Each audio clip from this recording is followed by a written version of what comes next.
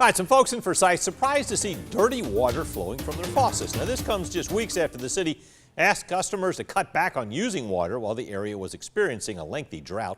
Chelsea Bimeford joins us in studio to explain why some folks are seeing this murky mess and what the city is doing to try and help. Yeah, Frank, this is not the result of a leak or a break. The drought itself is actually the reason that some of these customers are seeing that water in their homes. Take a look.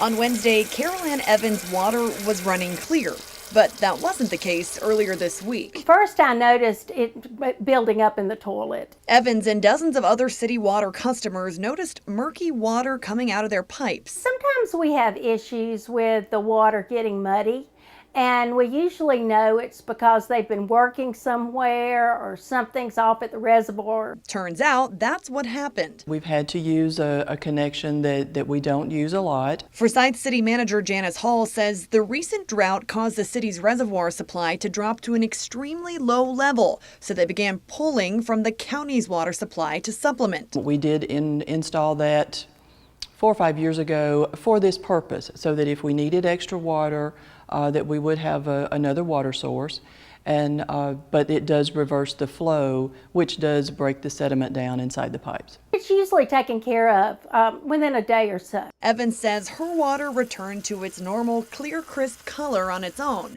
but Hall says if yours hasn't, flush your outside faucets first, then run your inside faucets on cold. Flushing their lines at their home to get any of the sediment out should not increase their water bill at all.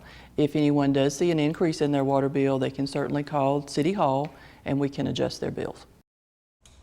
And Water Plant Superintendent Craig Helms says crews flushed out all the main lines this morning, so things should be returning back to normal. Frank, back to you at the desk. All right, thank you, Chelsea. Craig Holmes also says they're fully back on the city system, and Helms says they're no longer having to pull from the county water supply.